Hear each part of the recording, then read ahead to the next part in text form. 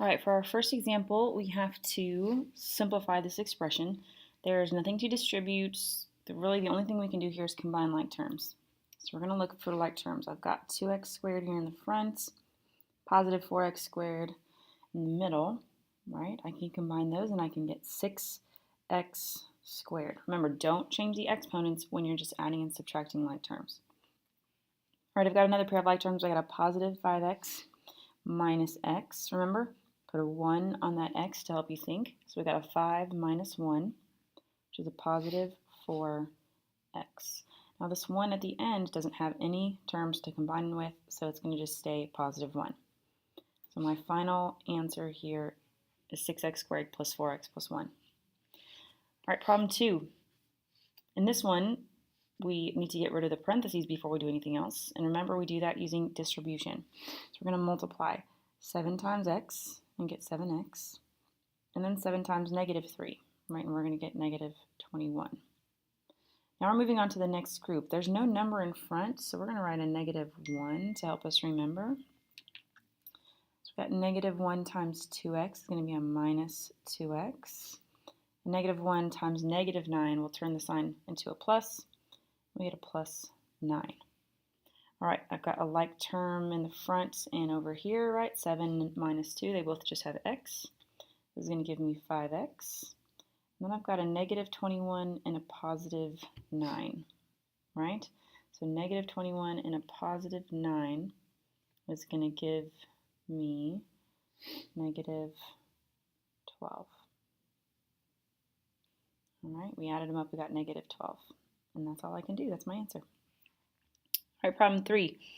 Problem 3 is the multiplying monomials that we practiced on Tuesday. Just remember, the rule that we learned was that if we have x to the a times x to the power of b, those exponents get added, right? A plus b. So since I've got the same base in both of these, when I'm going to multiply them, all that's going to happen is I'm going to add the 5 plus 3. My final answer here is going to be x to the power of 8. All right. In problem 4, we've got a power on the outside of parentheses, right? This is called power to a power. The way that we practiced this in class was we put exponents on everything inside. And I want you to imagine that the 3 is multiplying all of the exponents. All right, so the 3 is going to multiply this 1. So we're going to get 2 to the power of, well, 1 times 3 is 3. It's also going to multiply this 4. So we're going to get x to the power of 12. And then last, it's going to multiply the little 1 on the y, so we're going to get y to the power of 3.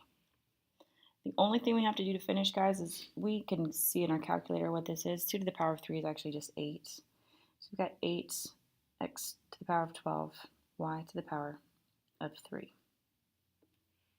Okay. Remember on this one, guys, just a quick note. If this was really giving you trouble, you could write out 2x4y times 2x4y times 2x4y. And that's the same thing as doing it to the power of 3, right? So if this way works, you should still end up with the answer that we got here. All right, if you like that other way better. And problem number 5. In problem number 5, we are doing division, right? We're going to first focus on the numbers out here in the front, 4 over 6, right? 4 divided by 6 is going to stay a fraction. If we use our calculator, we get 0.6 repeating. We know that's really just 2/3. Okay? So we just simplified that fraction. Now we're going to look at our x's. So we've got x to the 4th and x squared. Remember, the question you ask yourself is, where is it bigger? Is it bigger on the top or bigger on the bottom? Right? We're talking about the exponents. So the 4 is bigger than the 2, so my x is going to stay on the top. And then how much bigger is it? How much bigger is 4 than 2? It's 2 bigger. All right, let's look at our y's. This one is kind of tricky. We have y to the negative 4 over y to the negative 3. So when you ask yourself which of those is bigger, think about money in a bank account, right? What would you rather have in your bank account, negative $3 or negative $4? Right? Neither of them are good, but you'd rather have negative $3 in your account, right? The y's are bigger on the bottom. So we're going to write our y on the bottom. And then you have to ask yourself, okay, again, how much bigger is negative 3 compared to negative 4? It's just 1 bigger, okay?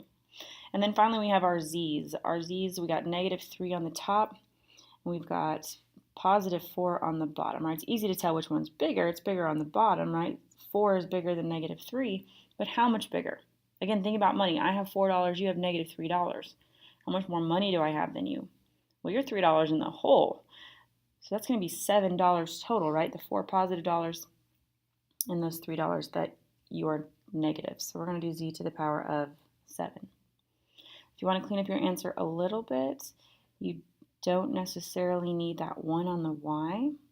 So I'm just going to write my answer like this.